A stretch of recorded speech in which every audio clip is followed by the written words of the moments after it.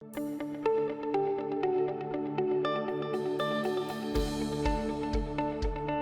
day, brothers and sisters. It's Sunday once again, and it's time for us to worship the Lord. The book of Romans is a book that I have exposited for 10 years. And this is something that Dr. Edmond Chan continually kids me or teases me because I was able to preach for 10 long years on the book of Romans. I think I actually overdid it. But Pastor Edmond Chan said that, do you know that Martin Lloyd-Jones preached on that book for 13 long years? So he said, if I extended for another 3 years, then I would have equaled the number of years Martin Lloyd-Jones preached on that particular book. Well, anyway, one of the things that you will discover in the book of Romans is that Paul starts off with the doctrinal section. And from chapter 1 all the way to chapter 11, that's all doctrine. And then beginning chapter 12, it now becomes intensely practical. And I think that is how things are supposed to be. We always begin with doctrine, and then we come up with the application. And the application that we do is actually worship. And how does it go in verse 12, beginning at verse 1? It says, I beseech you therefore, brethren, by the mercies of God, to present your bodies a living sacrifice, holy, acceptable to God, which is your spiritual service.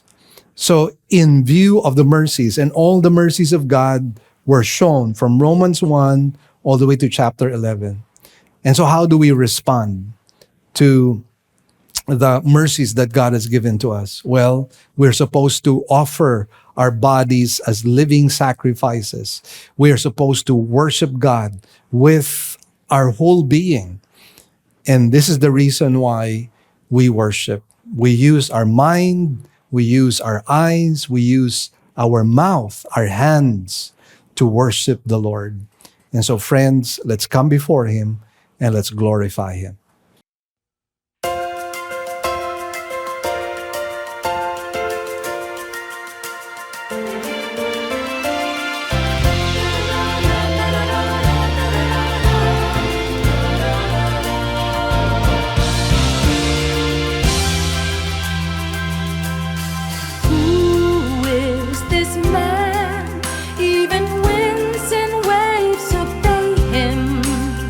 Who is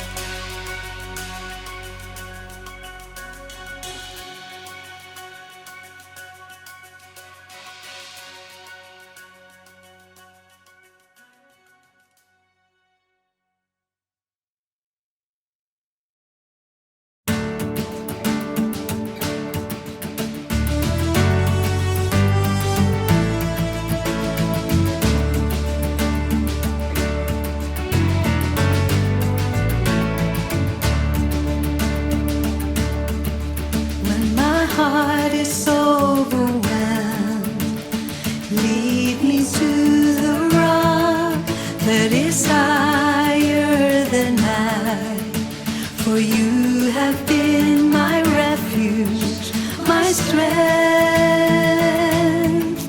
When I'm battered by the waves, remind me of your word, for you are the living word, my joy. Let me fight a good fight of faith. Let me finish the course.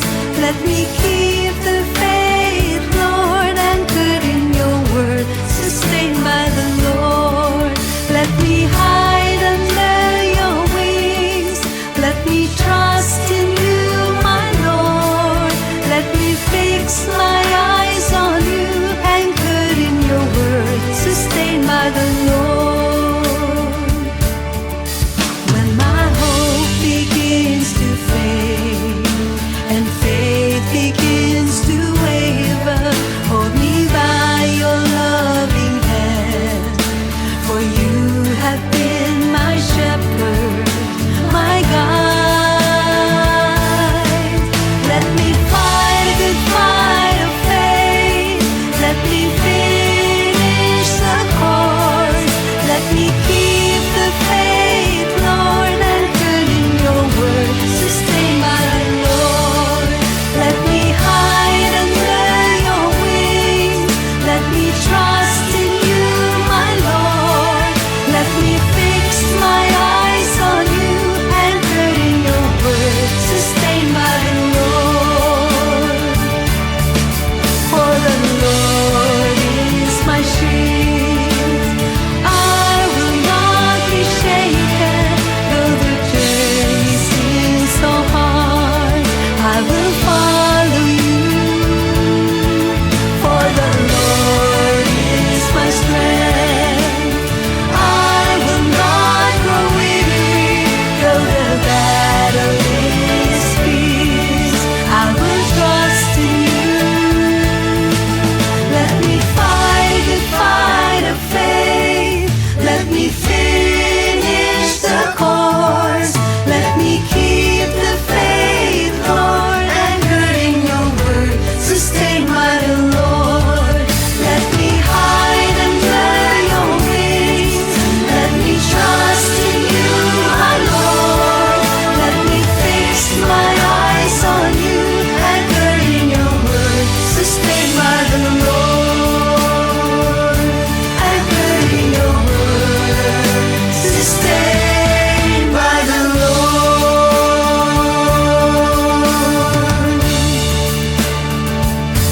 Sustained by the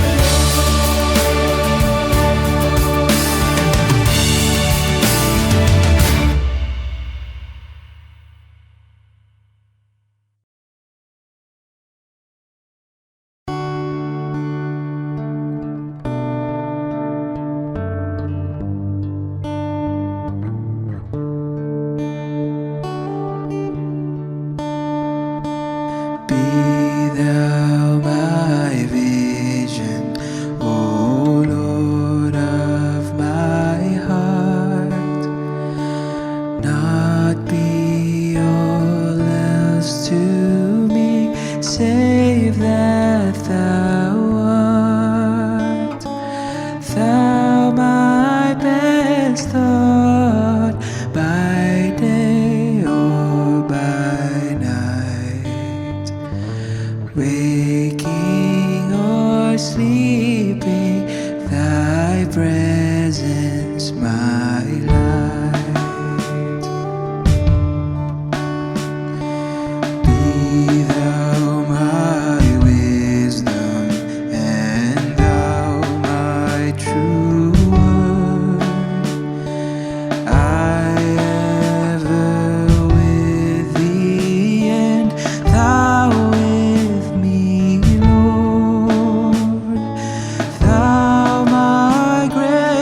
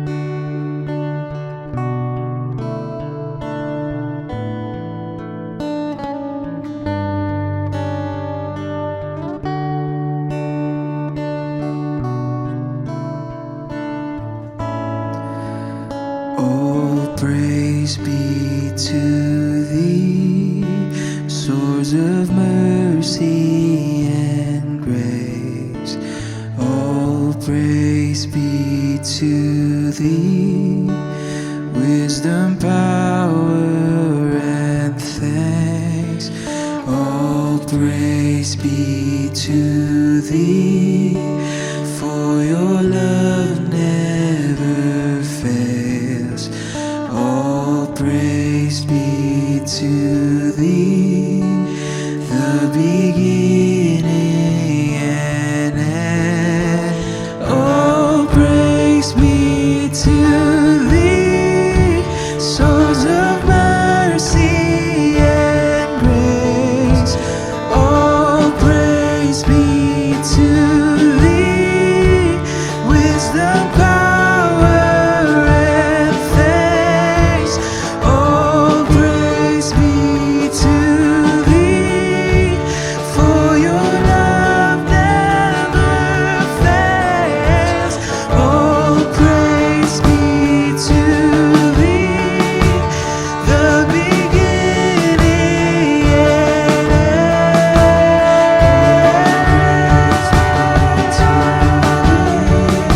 Sons of mercy,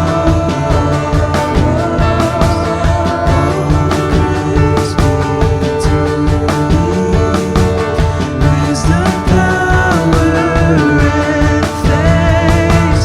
Oh, praise be to thee, for your love never fails.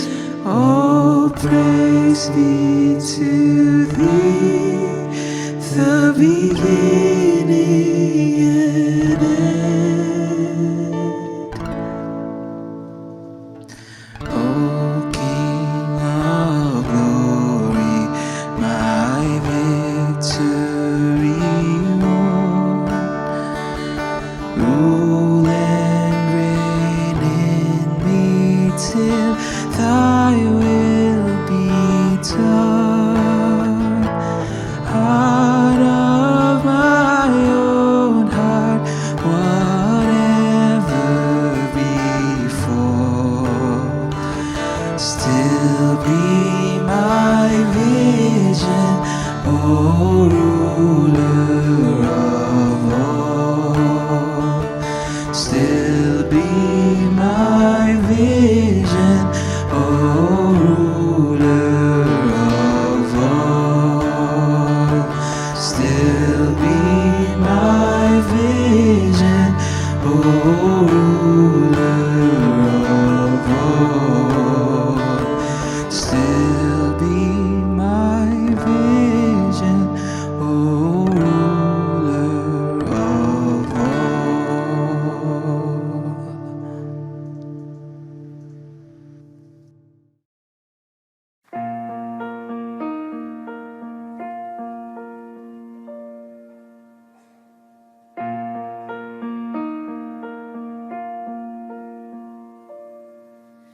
Prepare our hearts, O God. Help us to receive. Break the heart and stony ground. Help our unbelief. Plant your word down deep in us. Cause it to bear fruit. Open up our ears to hear. Lead us in your truth. Show us Christ. Show us Christ. Oh God, reveal your glory through the preaching of your word, until every heart confesses Christ is Lord.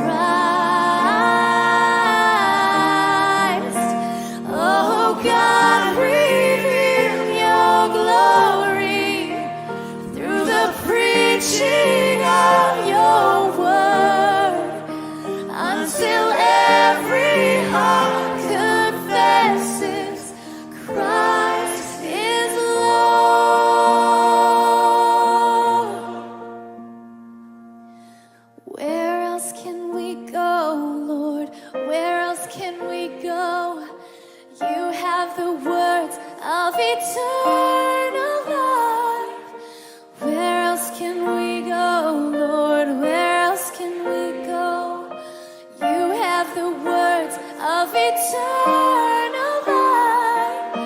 Where else can we go, Lord? Where else can we go? You have the words of eternal life. Where else can we go, Lord? Where else can we go? You have the words of eternal life.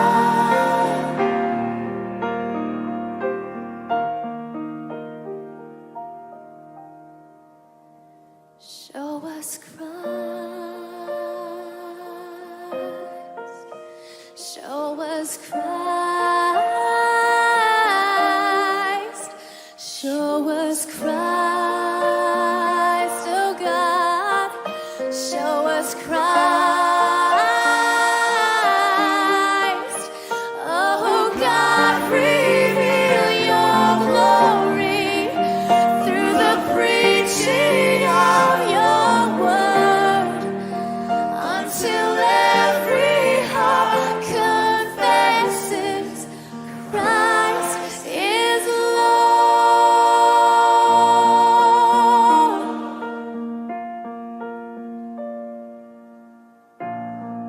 Christ is Lord.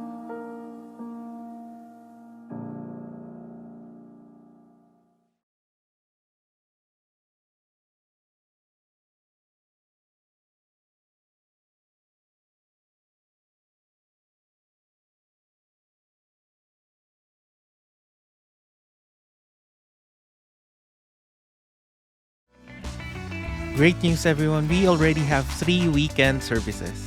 Every Saturday at 9 a.m. for the Cebuano service, and 2 services on Sundays at 9 a.m. and 4 p.m. for the English services.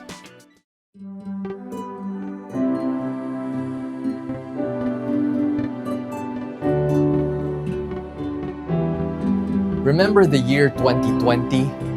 I guess a lot of us will not be able to forget that year. A lot of crazy and tragic things happened.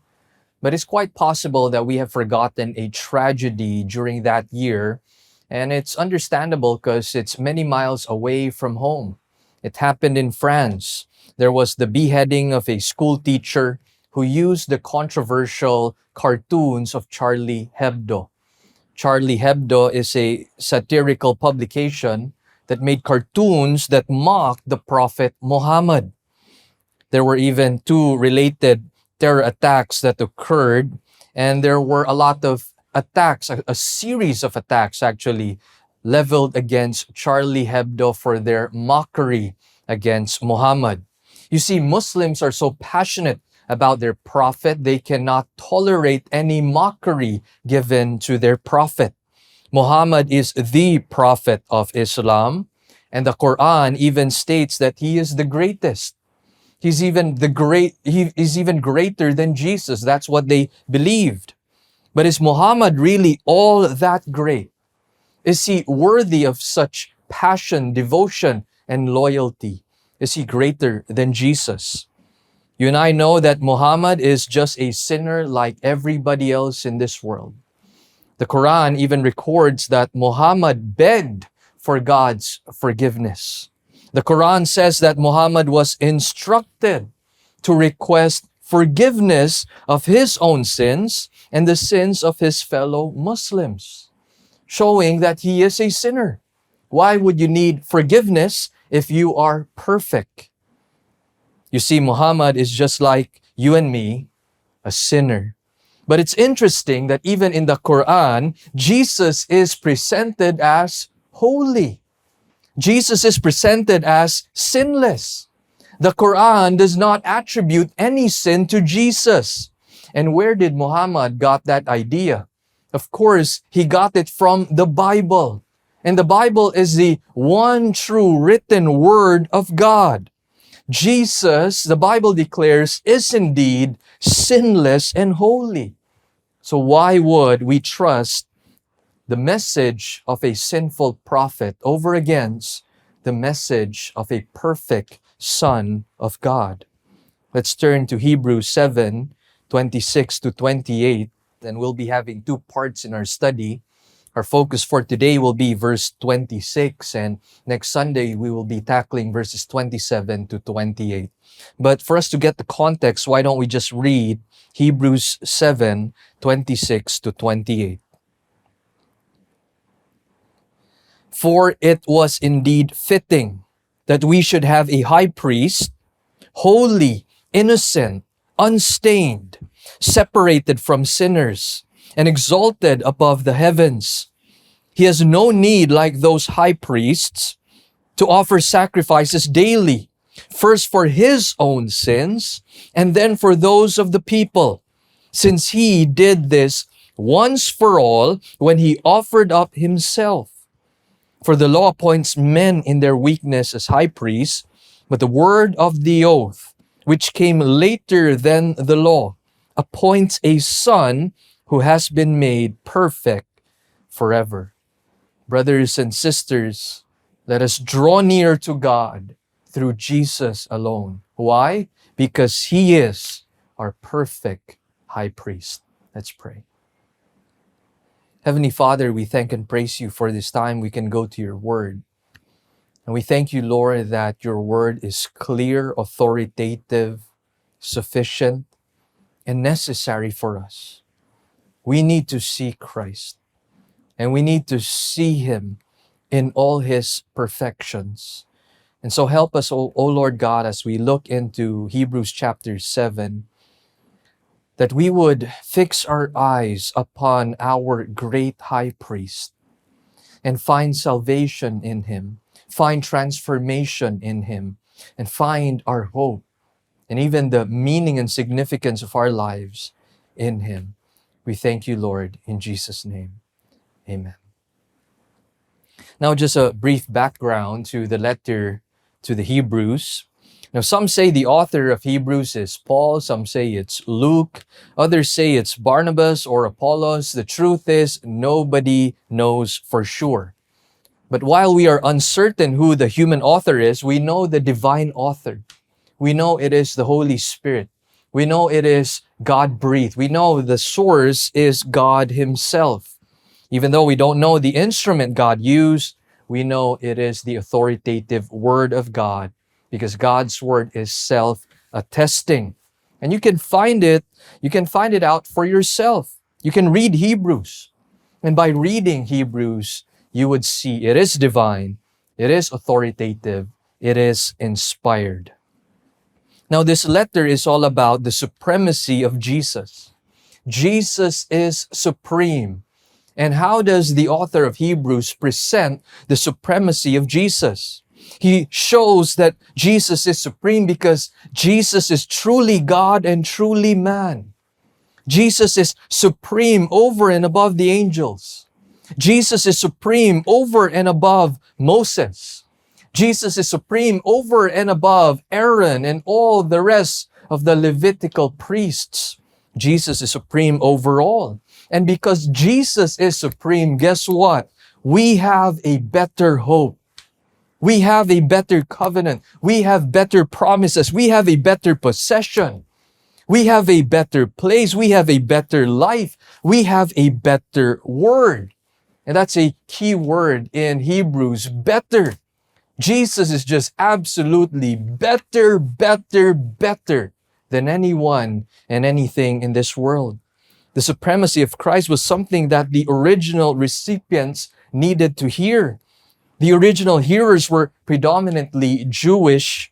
They were Jewish Christians, and there was a great threat in Christianity during that time. There was persecution.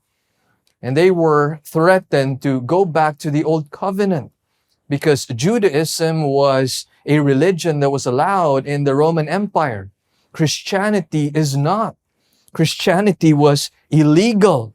So it was safer for them to just go back, to revert to the old covenant, either partially or completely. But why would you do that? Why would you go back to the old covenant? The author of Hebrews is pleading.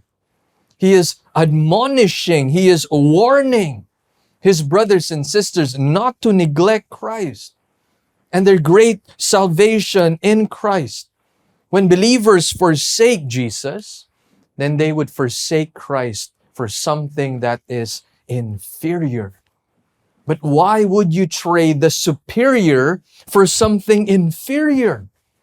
The message of Hebrews is what you and I also need to hear today. We might not have the same threat of persecution unless you are in a persecuted country, you are in a closed country, or you are in an unreached people group here in the Philippines. But the threat to fall away from faith is still there, even if you are publicly practicing your belief in Christ.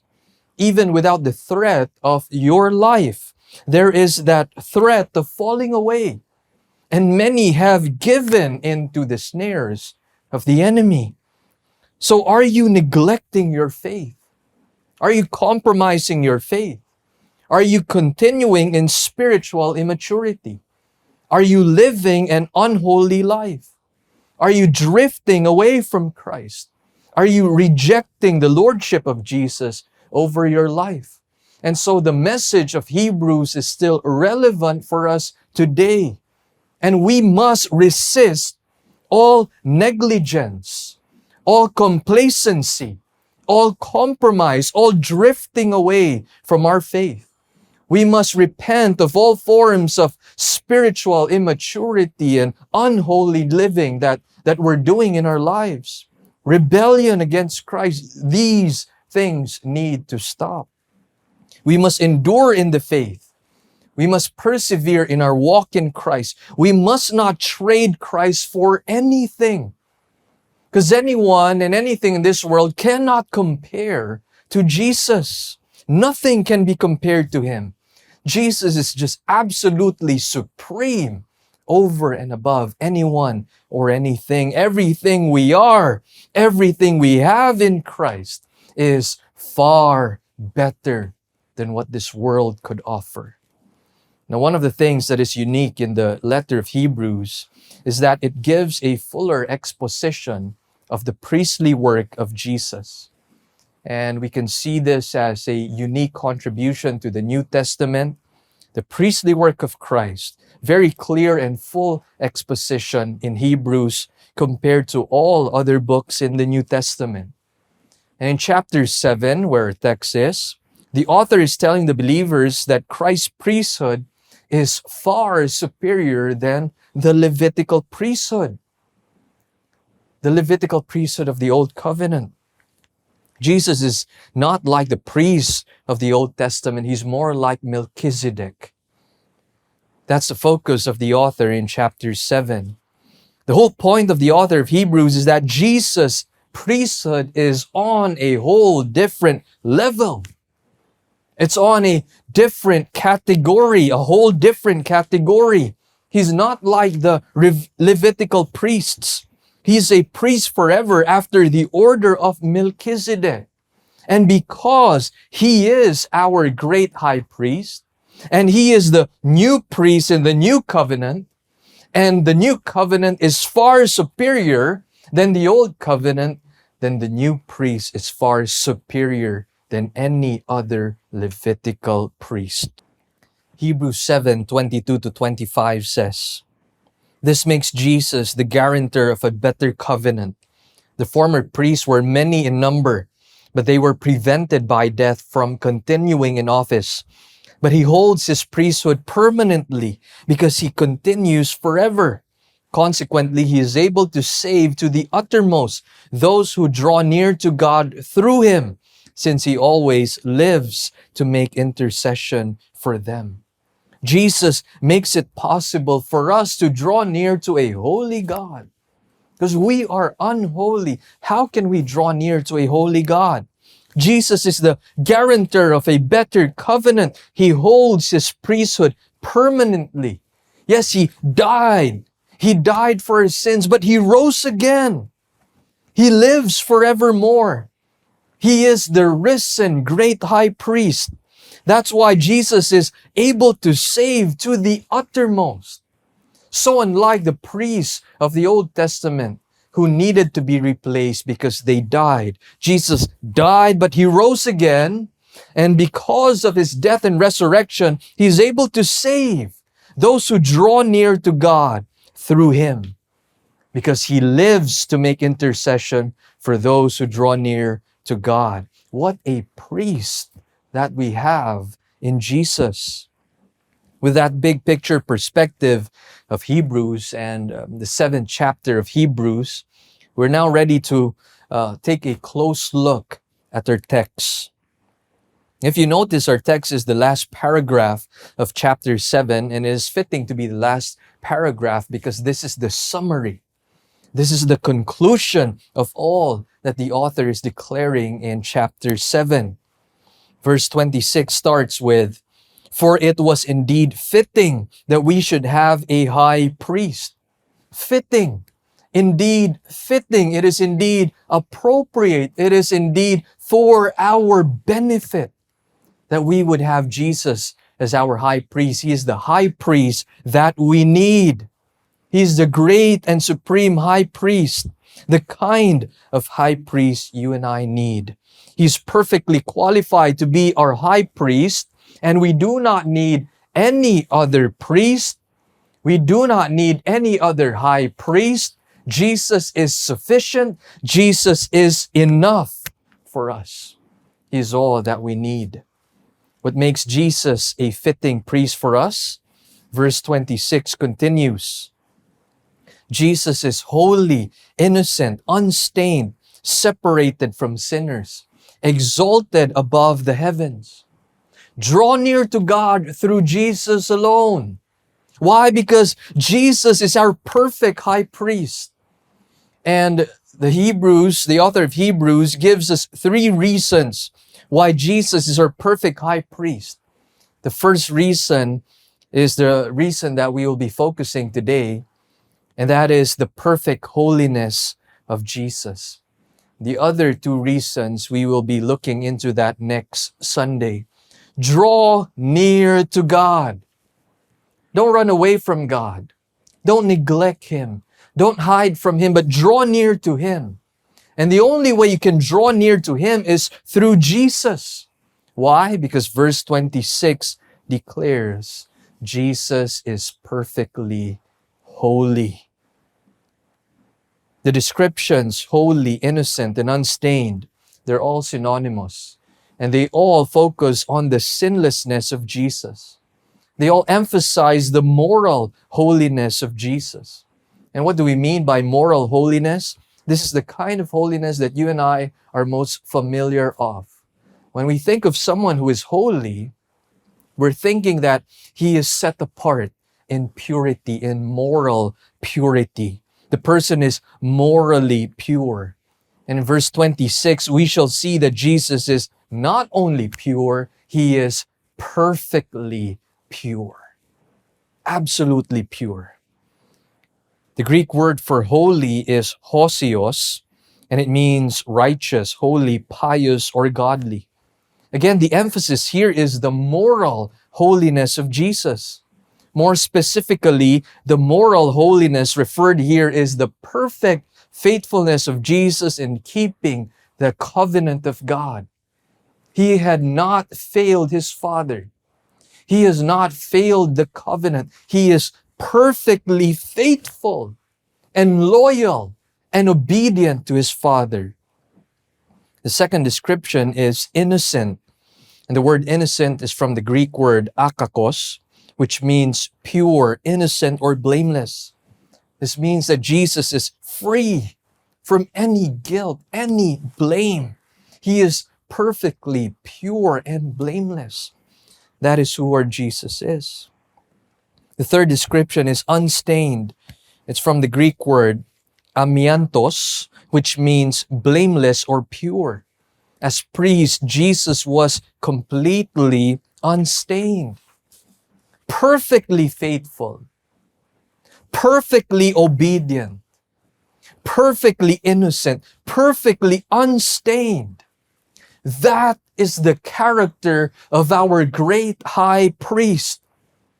He is so unlike the priests of the old covenant who are sinful, and even the sinful priests of our day and time. Jesus just stands above them all as He is absolutely pure. Yes, Jesus was tempted in every way, every respect as we are, but He never failed. Not one bit. Hebrews 4:15 says, "For we do not have a high priest who is unable to sympathize with our weaknesses, but one who in every respect has been tempted as we are, yet without sin." So think about this. There was never a time when Jesus was unfaithful to His Father. There was never a time when Jesus did not keep the covenant of God. There was never a time when Jesus disobeyed His Father.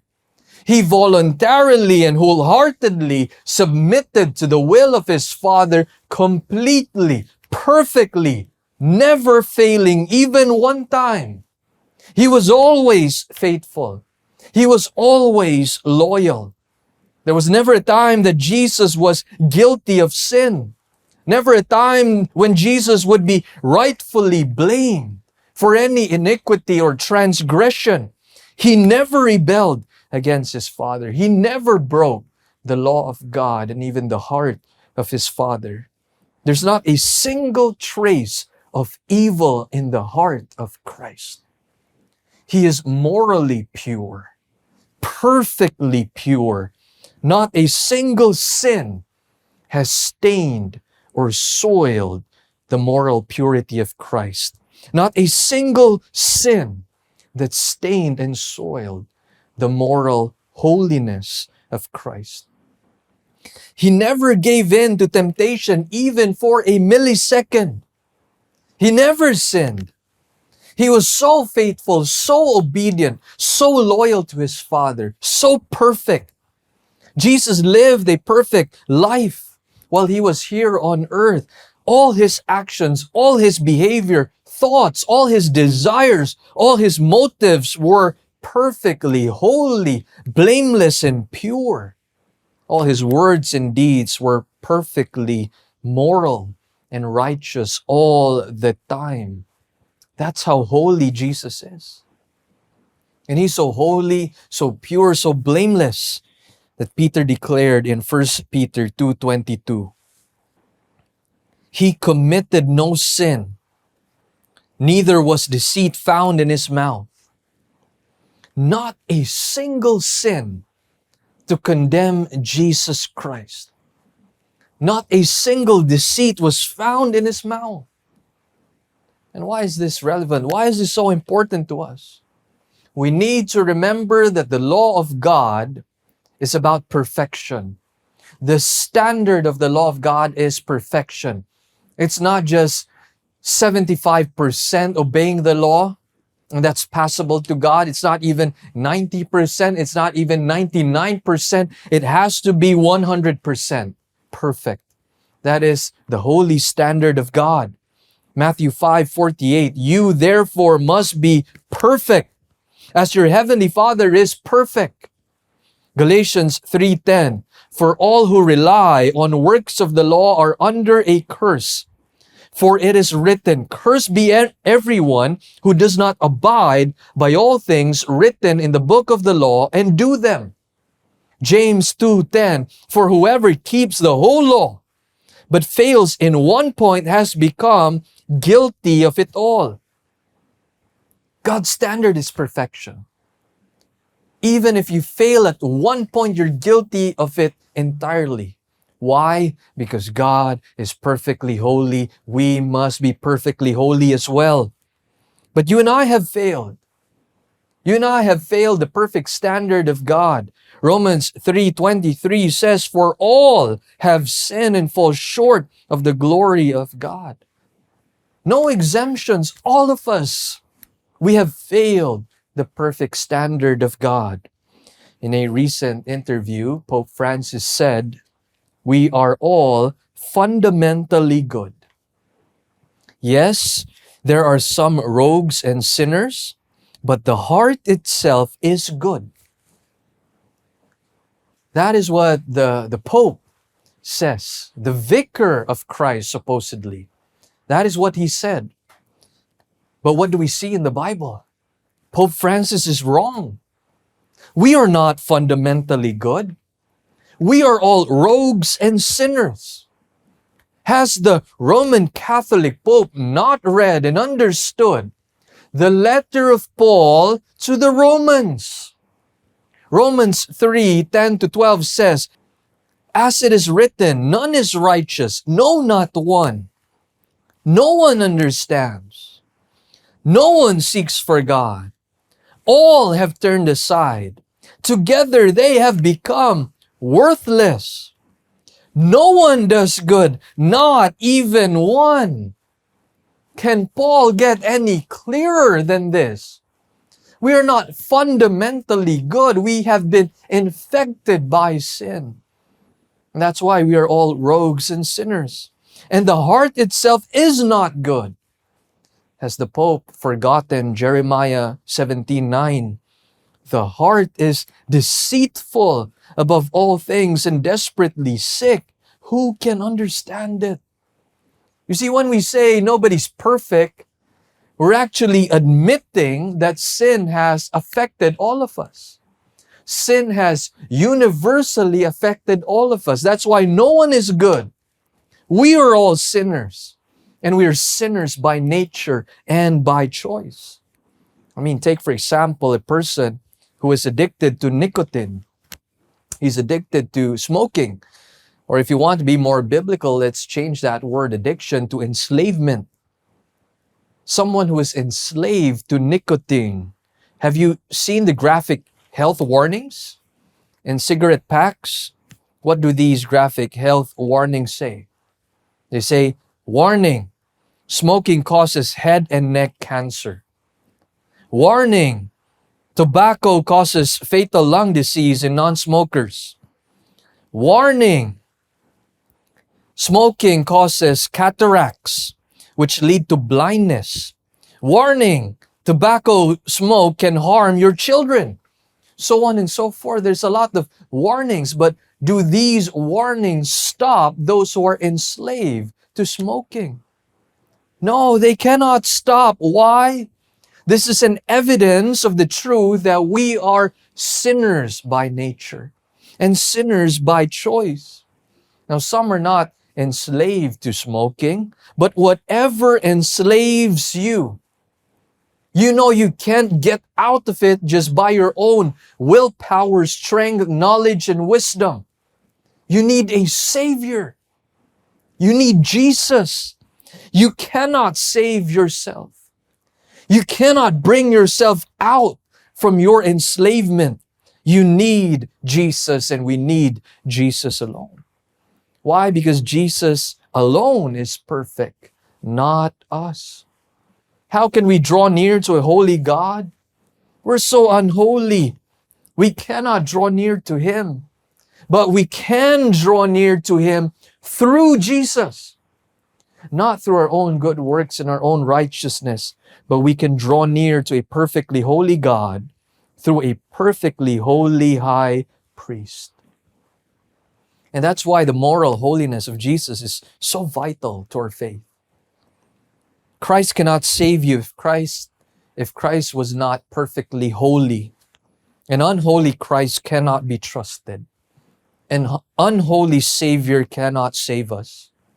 But we have Jesus, who was victorious over sin. We have a sinless Christ who has freed us from the penalty of sin, freed us from the power of sin, and one day free us from the presence of sin when He takes us home or when He returns in glory.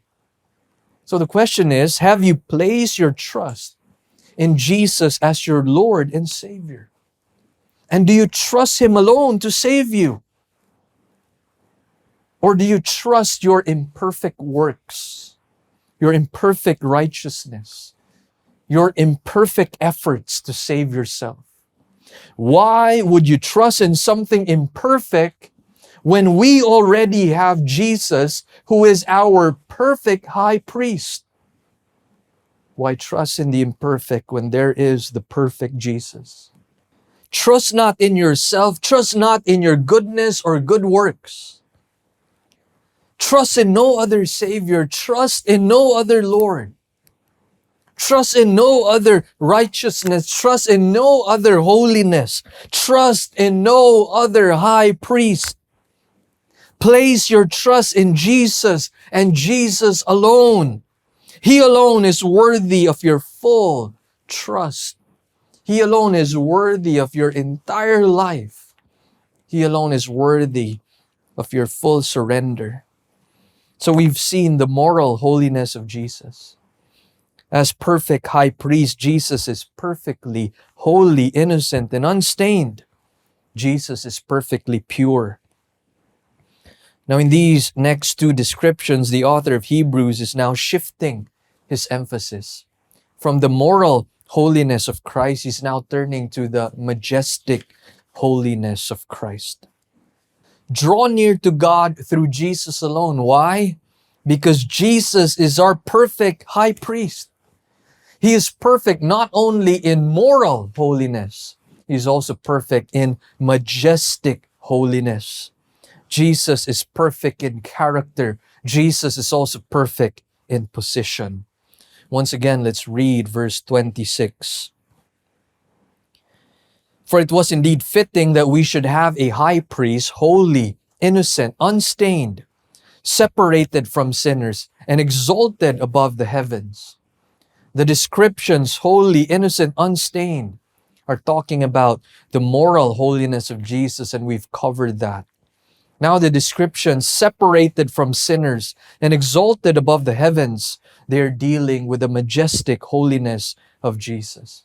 And I just love how verse 26 captures the moral and majestic holiness of Jesus.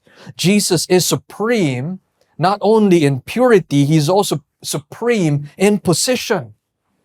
When we usually think of holiness, we think of purity. We think a person is set apart morally. But with the word holy, it's more than that. God's holiness means, first and foremost, that God is totally separate or apart from us.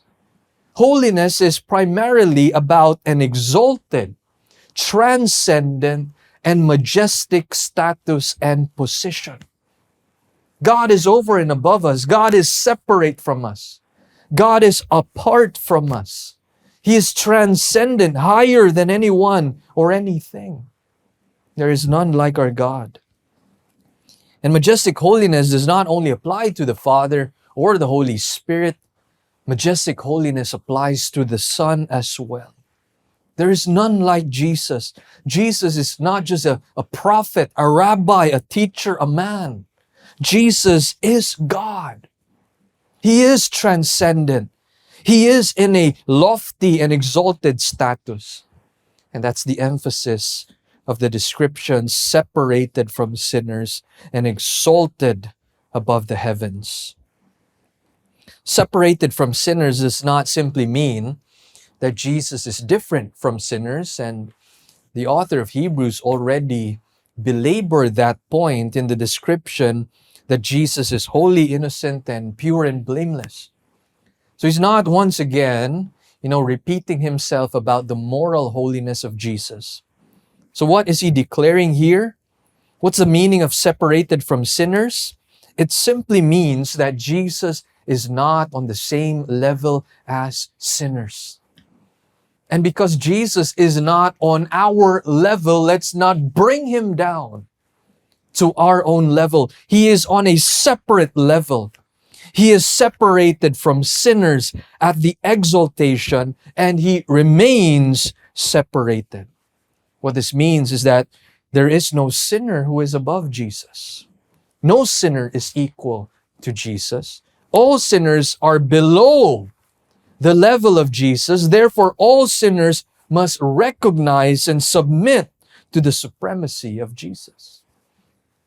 Submit to the exalted status and position of Jesus. Jesus is above all.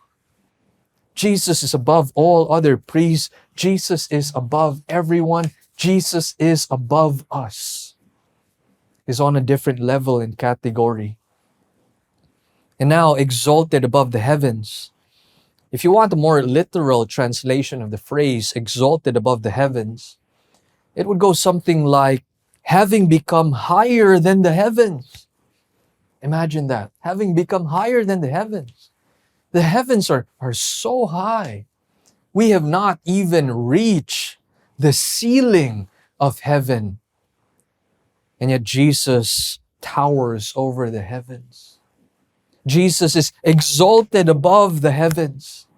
You and I are simply earthlings. The heavens are above us, but there is someone who is over and above us, over and above even the highest heavens. His name is Jesus, our great high priest. Now, why is this significant? Jesus perfectly fits the kind of priest that you and I need. Not only is he perfect in moral holiness, he's also perfect in majestic holiness. We need a high priest who's not only perfect in character, but he needs to be perfect in position to help us, to mediate, to save us, to intercede for us. And so we find that Jesus, perfect in moral and majestic holiness, is the high priest you and I need. And nobody could match him. So why would you trade the perfect high priest for the imperfect Levitical priesthood? Jesus is separated from sinners and exalted from the heavens. This shows that Jesus triumphed over sin. Why is salvation through Jesus alone? Because nobody else solved the problem of sin. Nobody else solved the wrath of God for our sins. Nobody else solved the biggest problem that we have. Jesus alone has solved this. He died on the cross to absorb our sins and the wrath of God for our sins. And he rose from the grave victorious over sin, Satan, and death. And that's why there is no other Savior. There is no other mediator. There is no other Lord. It's Jesus alone. He's able to save to the uttermost. And where is Jesus now? Hebrews 1:3 says, after making purification for sins, he sat down at the right hand of the majesty on high. He is in the perfect position to save us. The exalted position to truly meet our deepest needs. George Guthrie says, whereas the ministry of the earthly high priest extended only to the tabernacle's most holy place, Jesus' high priestly ministry reaches into heaven, where he sits at the pinnacle of the universe, the right hand of God. He is in the exact position that can truly help us as mediator. Jesus is separated from sinners and exalted above the heavens. He's at the right hand of the majesty on high. That's the kind of priest and mediator we need. The one who is exactly at the right hand of the Father. We need somebody close to the Father that can advocate for us and intercede for us and mediate for us. Nobody else is there except Jesus. And what is he doing at this very moment? He is praying for us. He is interceding for us. Jesus is perfectly in the right position to save and sustain us. He has unhindered access to the presence of the Father. And that's the kind of high priest you and I need. That's why we're never to trade the supreme for the inferior. Never trade the greater for the lesser. Never trade the new and the better for the old and obsolete. Never trade Christ for anything less. Never trade Christ because he is supreme in moral and majestic holiness. Arguably the worst trade ever committed in the history of NBA is between the Charlotte Hornets and the Los Angeles Lakers. The Hornets traded Kobe Bryant, the 13th pick in the 1996 draft, And Kobe was traded for whom? Vlade Divac. By trading Divac, the Lakers were able to ship his salary to the Hornets, and they were able to sign Shaquille O'Neal. And Kobe and Shaq became one of the most dominant 1-2 punches in the NBA, most dominant duo in basketball history. And they have the trophies and the accolades to back that up. They were in a three-peat. They won 3 consecutive championships. Trading Kobe Bryant for Vlade Divac is one of the worst trades in NBA, if not even the worst trade of all time in the National Basketball Association. But you know what's worse than trading Kobe for Divac? It is trading Jesus for someone else. It is trading Jesus for something else. The worst trade in history, the history of the entire human race, is trading Jesus for anyone or anything. Do not trade Jesus for angels. Do not trade Jesus for Moses. Do not trade Jesus for Aaron and all the Levitical priests. Do not trade Jesus for anyone or anything. We do not need a better high priest when we already have the perfect high priest. The author of Hebrews is addressing the temptation of the hearers to go back to the priesthood of the old covenant. Now, is this a problem still relevant for us today? Some Filipinos do convert to Judaism. Some Filipinos even believe that they have Jewish blood, and they go back to the old covenant because they thought they're Jewish. They think they're Jewish.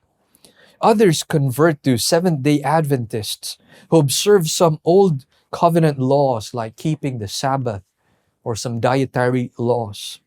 But most people living in our country are not tempted to go back to the old covenant. Most people in the Philippines are tempted and are already guilty in trusting in multiple mediators. They're not trusting in Jesus alone. They're not trusting in the perfect high priest alone. Many Filipinos believe in the mediation and intercession of the Roman Catholic Pope and priests and saints and Mary. But there's absolutely no solid biblical basis in believing in multiple mediators. 1 Timothy 2:5 says, "For there is one God, and there is one mediator between God and men, the man Christ Jesus." Now, some would like to, twist that verse, and they would do that to open the possibility of multiple mediators. An example would be this Catholic apologist, Dr. Mark Miravalle. He explains that Paul used the Greek word heis, and it does not necessarily mean sole or only. He says it could also be rendered as one or first or primary. And so he's saying Jesus is the one mediator, and his explanation is you can actually translate the word one as primary or first, that Jesus is the first mediator between God and man, or the primary mediator between God and man. So that opens up the possibility of multiple mediators. The problem with that explanation is you find the same word, heis, describing God. And it says, "For there is one God." If you would be consistent with your, interpretation, then you have to also say, there is this first God or the primary God over and above others. Now, you cannot accept that kind of an interpretation. Catholics certainly do not teach that God is the first or primary deity among other gods. So why should they accept the belief that Jesus is just the first or primary mediator amongst many others. One here means one. One here means soul only. There is only one God, and there is only one mediator between God and man, the man Christ Jesus. We Filipinos have a natural desire for multiple mediators. We see this even in our horizontal relationships. We don't directly go, say for example, to a wealthy, influential, powerful person, the who's who of our society. We're not going to go directly to him. We're going to go to someone who's close to him. We're going to go to a family member or a friend of him that is close to him.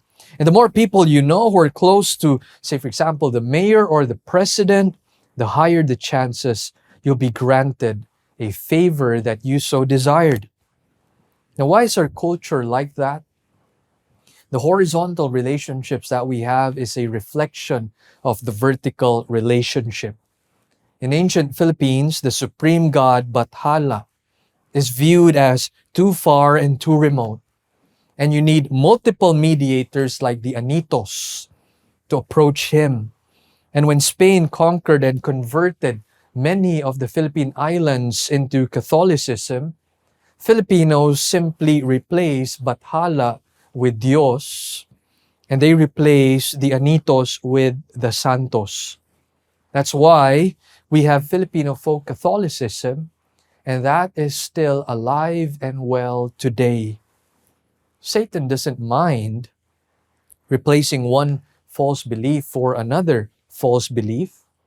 That's why we need to lift up the name of Jesus. We need to share the gospel. 9 out of 10 people you'll meet in this country believe that they can draw near to God through multiple mediators, and Jesus is not enough. The harvest is so plentiful. Let's pray for the Lord of the harvest to raise up more and more people, more and more Christians, more and more evangelists, more and more Christians and believers who are unashamed of the gospel and declare that Jesus is the only way. Jesus is the only truth. Jesus is the only life. Absolutely no one can draw near to God except through our perfect high priest. No one can draw near to the Father except through the Son alone. We need to be sharing the gospel. And not only that, we also need to display a life that is consistent with the message that we proclaim. Some might be open to the message of the gospel, but they're put off by our character and our attitude. They're open to Christ, but they're stumbled by our character. We will not be effective witnesses of Jesus if people do not see the difference in us. We contradict our message if we say, for example, we're sinners, but we act as if we're perfect and self-righteous. If you proclaim the message of God's love, then you must be loving as well. If you proclaim the message of grace, then you need to be gracious as well. If you proclaim God's holy word, then you must live a holy life. I'm not talking about sinless perfection. We cannot live a sinless, perfect life here on earth. That is impossible. We still live in this present evil age. While it is true that we are already positionally perfect in Christ, we still battle the flesh in our practical day-to-day lives. We are positionally perfect, and that's all because of the perfect life, death, and resurrection of Jesus. There's also progressive sanctification. And progressive sanctification is that lifelong process of becoming more and more like Jesus. And so while we live on earth, we are still a work in progress. We have not made it. We cannot be, talking about achieving sinless perfection. That's impossible. What we're talking about is direction. We're talking about progress. Is your life going to an upward direction of spiritual growth and maturity? Is your life progressing towards Christ-likeness? Are you continually becoming the kind of man or woman that God wants you to be? Carlo Acutis is in the process of being canonized as the first millennial saint. He is popularly called the patron saint of the internet. He is a computer programmer who built a website to document and catalog Eucharistic miracles around the world. He died of leukemia at the age of 15, and he was praised for living a good Catholic life.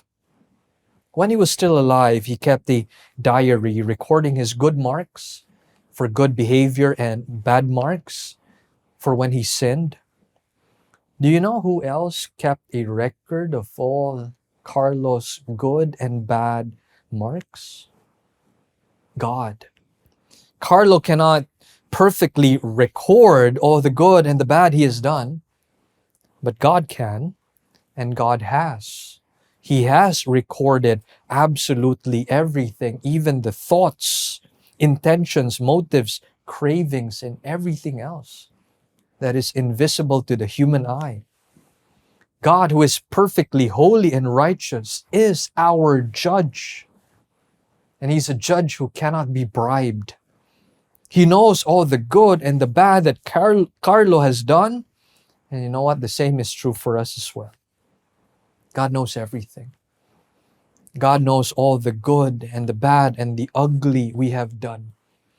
And our hope for acceptance in the presence of a holy God is not that our good works would outweigh our bad. The standard of our holy God is perfection.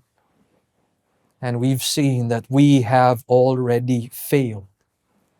Even with just one sin, we have failed the perfect standard of God. That's why we need Jesus. That's why we rely upon Him and Him alone. Hebrews 7:26 showed us the great benefit of having Jesus as our high priest. He is holy, innocent, unstained, separated from sinners, exalted above the heavens. He is perfect in character and position, perfect in moral holiness and majestic holiness. We cannot draw near to God because of our sinful and unholy hearts, but we have hope. We can draw near to God through Jesus, our perfect high priest. Let's pray. Heavenly Father, we thank and praise You for Your word. Thank You, Lord, for allowing us to see clearly who Jesus is. Perfect in moral holiness, perfect in majestic holiness. And I pray, Father, for all those who are listening and they are still trying to win Your favor, earn salvation. They still want to be good enough and worthy enough to be saved. But we thank You, Lord God, that You have shown us that while we cannot achieve perfection, You have given us Your one and only Son, who is our perfect high priest. And through His person and work, we find forgiveness of our sins, eternal life in You, perfect righteousness imputed to our account, and we're welcomed into Your family as Your sons and daughters. And so would You work in the hearts of those who are listening to this message, that You would grant them the faith and the repentance to trust in Jesus alone as their Lord and Savior. And for all of us who are believers, I pray, Lord, that we would not grow negligent or complacent with our faith, that we would not trade Jesus for anyone or anything else, that we would not value and prize anything or anyone over and above Jesus. That Jesus would remain unrivaled in our hearts. That is our prayer, Lord God. That Jesus reign supreme in our hearts. That He would be the one that is rightfully at the center of our lives. And I pray that we would be faithful and effective witnesses of Jesus. The harvest is plentiful, but the laborers are few. Raise up laborers, Lord, who are unashamed of the gospel. We thank you, we praise you, Lord, in Jesus' name. Amen. And friends, what a good thing that we could celebrate the Lord's Supper. And again, as we look at the symbols of the bread and the wine, you and I know what they symbolize. The bread symbolizes the blood of Jesus Christ. And as the Bible says, without the shedding of blood, there can be no remission of sins. The bread symbolizes the body of Christ, which became our substitute. We are the ones who need to be crucified and condemned to hell. But Jesus took on the punishment and the penalty that you and I rightfully deserve, so that He could now offer salvation as a free gift to us. And now, with the sermon that we have had, let us take note of the fact that for Jesus to have done that, for Jesus to be able to die on the cross and pay the penalty of our sins, took a lot of courage and boldness. So as we worship the Lord and thank Him in gratitude for our salvation, let us also thank Him that He had the courage to die for our sins. Let's read 1 Corinthians chapter 11, beginning at verse 23. For I received from the Lord that which I also delivered to you, that the Lord Jesus, in the night in which He was betrayed, took bread, and when He had given thanks, He broke it and said, "This is my body, which is for you. Do this in remembrance of me." In the same way, He took the cup also after supper, saying, "This cup is the new covenant in my blood. Do this as often as you drink it in remembrance of me. For as often as you eat this bread and drink the cup, you proclaim the Lord's death until He comes." Let us now partake of the bread at this time.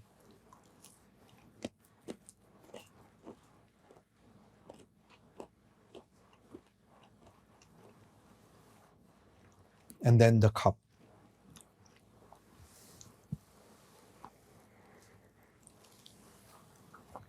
Thank you, Jesus. Thank you, Lord. Thank you, Lord. Lord, we thank you that this cup and this bread symbolize not only our salvation, accomplished only by you, but it also speaks of your human courage as you were determined to fulfill your heavenly destiny to die for the sins of men. And for that, thank you for praying in the Garden of Gethsemane, "Not my will, but thy will be done." Because as you fulfill the will of the Father, so are we saved and cleansed and washed from our sins. Lord, we thank you and we bless you. In Jesus' name we pray. Amen and amen. It's been a wonderful Sunday, dear friends, and we would like to thank you for just being with us all throughout the years that we have been coming out on video, YouTube, and Facebook.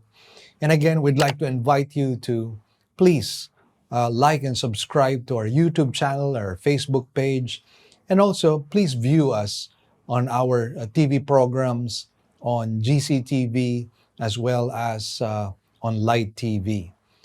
Please also listen to our radio broadcasts in FEBC stations all over the Philippines.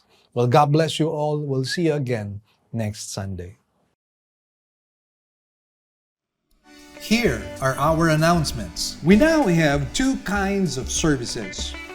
We will still have our virtual services for majority of our members through our Facebook page, Living Word Christian Churches of Cebu International Incorporated, and our website, www.livingword.ph, and our YouTube channel to view our services.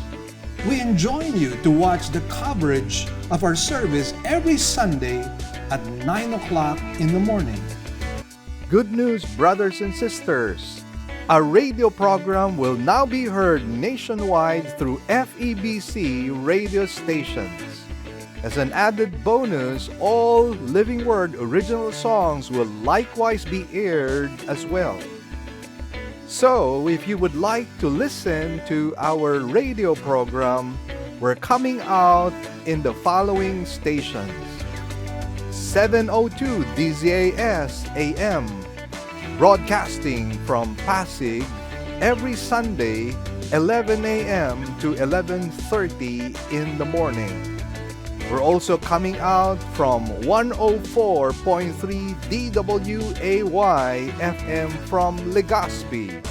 This is also every Sunday from 10 to 10:30 in the morning. And for those of you in Tacloban, we're coming out from 97.5 DYFE FM every Monday from 11:30 in the morning to 12 p.m. For those of you in Zamboanga, we are coming out from our station in 1116 DXAS AM every Sunday from 11:30 to 12 p.m. Also, for those of you in Davao, we're coming out from 1197 DXFE AM every Sunday from 2 o'clock in the afternoon to 2:30 p.m. For those of you in Coronadal, we're also coming out from station 1062 DXKI AM every Saturday from 8 to 8:30 p.m. And for those of you in Cagayan de Oro, we're coming out from 103.3 DXJL FM every Sunday from 8 to 8:30 p.m. And for those of you from Metro Cebu, we're coming out from 98.7 DYFR FM every Saturday and Sunday from 8 to 9 p.m. Please tell your friends about this and tune in to our radio program. Let us pray that God might use this radio program to become a blessing to as many people as possible. God bless you all.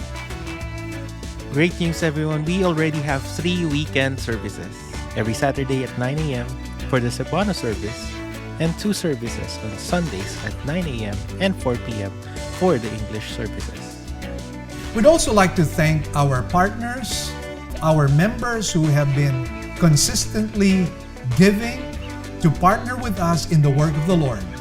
We'd like to share our giving channels to those who would like to partner with us in the work of the Lord. You can deposit your love offerings to the following banks: Banco de Oro. Account name is LWCCCII. The account number is 00100060800. We also have a BPI account. Account name is Living Word Christian Ministries, Cebu Incorporated. Account number is 1021023481. Finally, we have RCBC. Account name is LWCCCII. Account number is 14520052886. To give via GCash, just follow these simple steps. From your GCash app, click Bank Transfer. In Bank Transfer, click the BDO icon under Select Partner Banks. Enter the amount Enter the name LWCCCII and account number 001000060,800 and send the receipt to office@livingword.ph. Then click Send Money. You may also send your love offerings and donations online through our website. Go to www.livingword.ph and click Give, and then a dialog box comes out of it. Kindly click on your giving preferences. Thank you, and God bless.